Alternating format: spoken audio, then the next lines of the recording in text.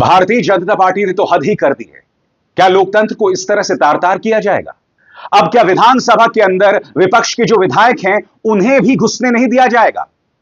यह नजारा था दिल्ली विधानसभा का। जैसे कि आप जानते हैं, कल स्पीकर विजेंद्र गुप्ता ने आम आदमी पार्टी के विधायकों को निलंबित कर दिया। अब क्या आप जानते हैं कि विधायकों को अंदर घुसने ही नहीं दिया जा रहा? आतिशी मर्लेना इसके खिलाफ बगावत का झंडा बुलंद कर रही हैं। आम आदमी पार्टी। तो क्या दोस्तों, दिल्ली के अंदर जो कुछ चल रहा है उसकी पहले ही आशंका लगाई गई थी? क्या पहले ही ये सोच लिया गया था कि दिल्ली के अंदर ये सब होने जा रहा है? किस तरह से दिल्ली के अंदर एक साथ 21 विधायकों को सीधे तौर पर सस्पेंड कर दिया गया? किस तरह से दिल्ली के अंदर एक तरह की तस्वीर जैसे चक्का जाम हो गया हो, इस तरह की तस्वीरें अब सामने निकलकर आने लगी हैं। दोस्तों, हमारे साथ वरिष्ठ पत्रकार मौजूद हैं, अभिसार शर्मा जी। आप पहले उनकी इस रिपोर्ट को देखिए। भारतीय जनता पार्टी ने तो हद ही कर दी है। क्या लोकतंत्र को इस तरह से तार-तार किया जाएगा? अब क्या विधानसभा के अंदर विपक्ष के जो विधायक हैं, उन्हें भी घुसने नहीं दिया जाएगा? यह नजारा था दिल्ली विधानसभा का। जैसे कि आप जानते हैं, कल स्पीकर विजेंद्र गुप्ता ने आम आदमी पार्टी के विधायकों को निलंबित कर दिया। अब क्या आप जानते हैं कि विधायकों को अंदर घुसने ही नहीं दिया जा रहा? आतिशी मर्लेना इसके खिलाफ बगावत का झंडा बुलंद कर रही हैं। आम आदमी पार्टी पहले ही कमजोर हो गई है, मगर अब भी 20 से ज्यादा उनके विधायक विधानसभा के अंदर हैं। यानी कि अगर विपक्ष के मुद्दे उठाने होंगे, दिल्ली के मुद्दे उठाने होंगे, तो वो सत्ता की नाक में दम कर सकते हैं। मगर अब इन्होंने क्या तरीका ढूंढ निकाला है कि विधायकों को विधानसभा के अंदर घुसने ही मत दो, न रहेगी बांस न बजेगी बांसुरी। सबसे पहले मैं आपको याद दिलाना चाहूंगा कि पिछली लोकसभा में क्या हुआ था।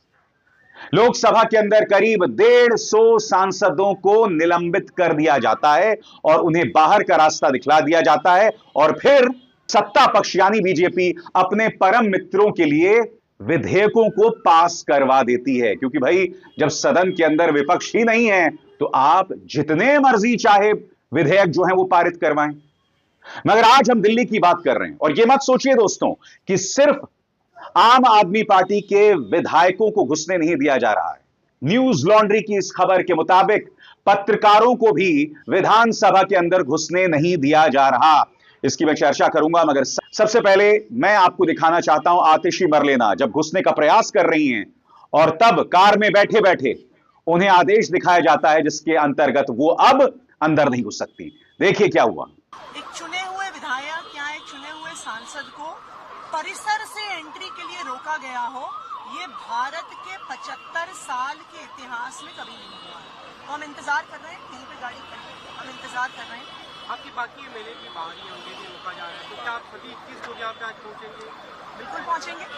विधानसभा के सदन में एंट्री नहीं अलाउ होती है अगर आप सस्पेंड होते हैं, लेकिन विधानसभा के मेन गेट से 50 मीटर दूर पुलिस की बैरिकेड लगा के रोकना, ये तो दिल्ली विधानसभा छोड़िए, पूरे देश के विधानसभाओं के इतिहास में कभी नहीं हुआ होगा कि एक चुने हुए विधायक को रोका गया। मैम, एलओपी का कार्यालय होता है परिसर के अंदर, ऐसे में कामकाज कैसे चलेगा?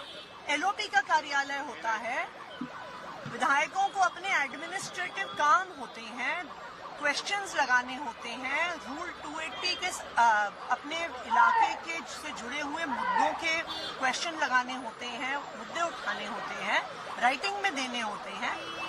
तो ये देश के इतिहास में कभी नहीं हुआ है कि एक चुने हुए विधायक को रोका। मैम, स्पीकर से बात कर रहे हैं, आप बात करेंगे?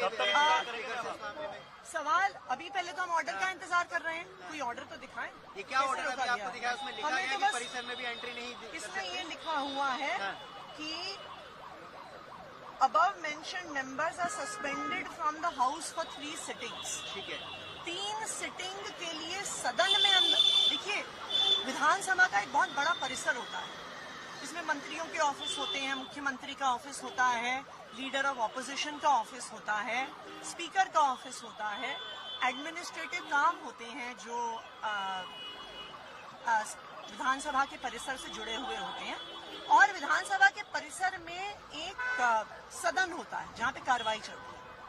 सदन से सस्पेंड होने का मतलब आज तक देश के इतिहास में ये कभी नहीं रहा है कि विधानसभा के कैंपस के अंदर ही ना घुसने दिया जाए। तो हम इंतजार कर रहे हैं, पुलिस वालों से भी बात कर रहे हैं। इससे लोकतंत्र तो किसी भी कीमत पर मजबूत नहीं हो रही है।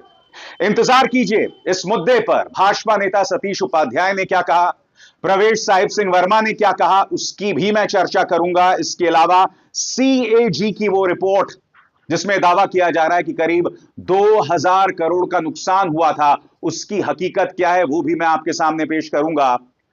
मगर मैं अब आपको वो लम्हा दिखाना चाहता हूं दोस्तों, जब आतिशी बैरिकेडिंग के सामने खड़ी थी और उन्हें अंदर घुसने नहीं दिया जा रहा था। देखिए, यहीं पे बैठेंगे तो फिर हम यहीं पे बैठेंगे।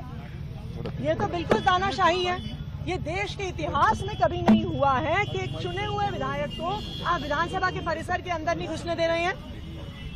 आप सदन के अंदर से सस्पेंड कर सकते हैं, आप विधानसभा के परिसर से कैसे रोक सकते हैं? हम एक ऑपोजिशन पार्टी है, मैं नेता विपक्ष हूँ, कैसे ये नेता विपक्ष को नेता विपक्ष के ऑफिस में जाने से रोक सकते हैं? कोई नियम कहता है कि आपको परिसर के अंदर भी न जाने से रोका जाए? कोई ऐसा नियम नहीं है, दिखाइए नियम। ऑर्डर तक नहीं है इनके पास, कोई रिटर्न ऑर्डर, कोई बताइए। और रोकने की कोशिश और प्रयास किया जा रहा है उनको। आपने अधिकारियों से क्या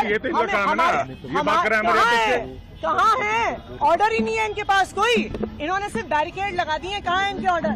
हाँ जी, कहाँ है? चलाइए लाइव, सुमित दिखाइए, आइए।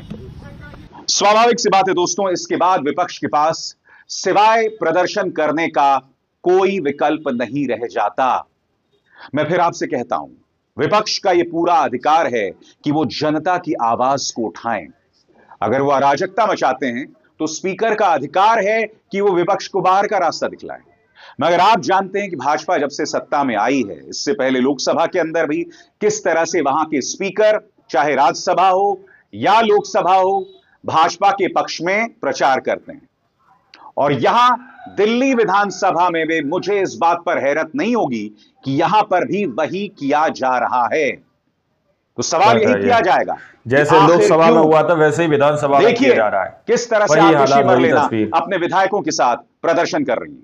तानाशाही नहीं चलेगी, नहीं चलेगी, नहीं चलेगी। तानाशाही नहीं चलेगी, नहीं चलेगी, नहीं चलेगी। हिटलरशाही नहीं चलेगी, नहीं चलेगी, नहीं चलेगी। हिटलरशाही नहीं चलेगी, नहीं चलेगी, नहीं चलेगी। पुलिस के दम पे ये सरकार नहीं चलेगी, नहीं चलेगी। पुलिस के दम पे ये सरकार नहीं चलेगी, नहीं चलेगी। पुलिस के दम पे ये सरकार नहीं चलेगी, नहीं चलेगी। तानाशाही मुर्दाबाद, मुर्दाबाद, मुर्दाबाद। तानाशाही मुर्दाबाद। इस तरह से अब देख लीजिए नेता लोग की सड़कों सबसे शॉकिंग बात दोस्तों, प्रदर्शन करने पर मजबूर न्यूज लॉन्ड्री की इस खबर के मुताबिक पत्रकारों को भी घुसने नहीं दिया जा रहा। मैं आपको याद दिलाना चाहूंगा, जब अरविंद केजरीवाल मुख्यमंत्री थे तो एक दो ऐसे मौके आए थे जब पत्रकारों को आम आदमी पार्टी के दफ्तर या सचिवालय में घुसने पर रोक लगा दी गई थी। मगर विधानसभा के अंदर उन पत्रकारों को रोका जा रहा है जिनके पास अक्रेडिशन है, यानी सरकारी मान्यता प्राप्त पहचान पत्र है। भाजपा कह रही है कि यह किसी गलतफहमी से हो गया। मैं आपको बतलाना चाहता हूं दोस्तों कि न्यूज लॉन्ड्री की खबर के मुताबिक किन किन पत्रकारों को अंदर घुसने नहीं दिया गया आपके स्क्रीन पर।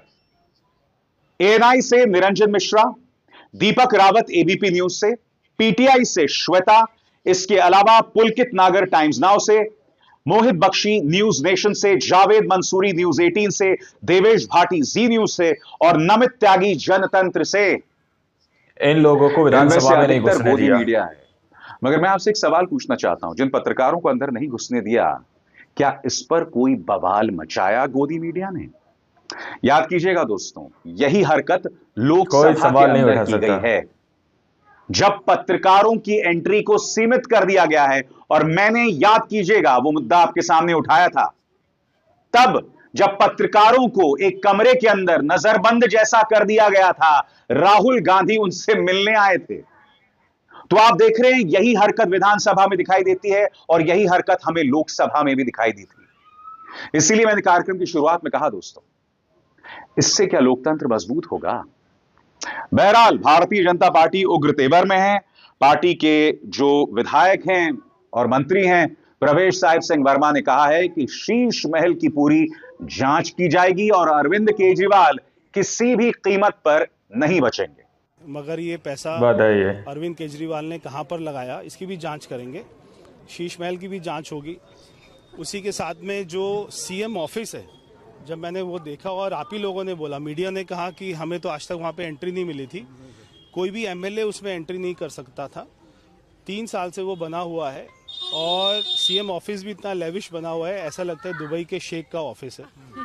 तो उसकी भी इंक्वायरी कराएंगे, उसमें कितना पैसा खर्च हुआ और अधिकारियों ने इतना पैसा खर्च करने की उनके पास में पावर कैसे आई, तो वो भी जांच कराएंगे। दोस्तों, इस वक्त सीएजी की रिपोर्ट जो है उस पर बवाल मचा हुआ है। सीएजी की रिपोर्ट यह दावा कर रही है, कम से कम भाजपा ऐसा बता रही है कि 2000 करोड़ का नुकसान पहुंचा। आज सतीश उपाध्याय विधानसभा में खड़े हुए और उन्होंने शायराना अंदाज में आम आदमी पार्टी को घेरा।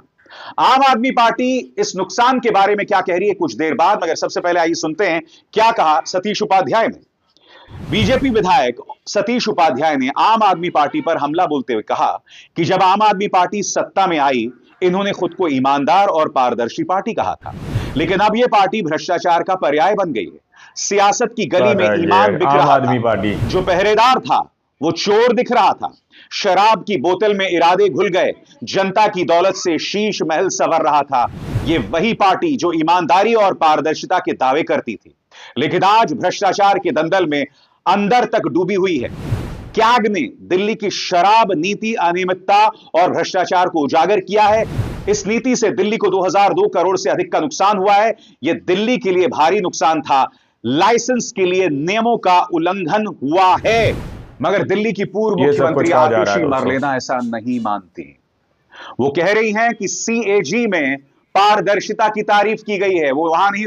तो आप लोगों ने इस वीडियो को शुरू से आखिर तक देखा। वीडियो के अंदर साफ तौर पर बात की गई है कि किस तरह से दिल्ली के अंदर चुने हुए विपक्षी नेता को सीधे तौर पर अंदर जाने की एंट्री नहीं दी जा रही है, विधानसभा के परिसर के अंदर जाने की भी एंट्री नहीं दी जा रही है। दोस्तों, तो किस तरह से लोग सड़कों पर उतरे हुए हैं और किस तरह से यहां पर लोग सीधे तौर पर तानाशाही और हिटलरशाही के खिलाफ प्रोटेस्ट करते हुए नजर आ रहे हैं। दोस्तों, यहां पर नेता भी अब सड़कों पर उतरते हुए नजर आ रहे हैं। आप लोग समझ सकते हैं कि किस तरह से वहां पर सीधे तौर पर मीडिया को भी एक तरह से कहा जा सकता है कि बैन कर दिया गया विधानसभा के अंदर, उनको भी रिपोर्टिंग करने की अनुमति नहीं दी गई। आखिर क्यों? आखिर क्या चल रहा है दिल्ली की विधानसभा के अंदर? क्या दिल्ली के अंदर कुछ बड़ा होने जा रहा है? क्या दिल्ली को लेकर जिस तरह से अरविंद केजरीवाल ने पहले ही अलर्ट जारी किए थे कि दिल्ली की बहुत सारी सुविधाएं उद्योगपतियों के हैंडओवर कर दी जाएंगी, क्या वही सब कुछ तैयारी चल रही है? तो अभी सिर्फ और सिर्फ कयास लगाए जा रहे हैं और अंदाजे लगाए जा रहे हैं दोस्तों। लेकिन जिस तरह से दावा किया जा रहा था कि भाजपा दिल्ली के अंदर आएगी, तो ऐसी कुछ तस्वीरें देखने को मिल सकती हैं। लेकिन आप लोगों ने इस पूरी रिपोर्ट को देखा सुना, आप लोग क्या सोचते हैं, क्या समझते हैं? अपनी राय कमेंट सेक्शन में जरूर दीजिएगा। मिलते हैं अगली वीडियो में, जब तक के लिए जय हिंद, जय भारत।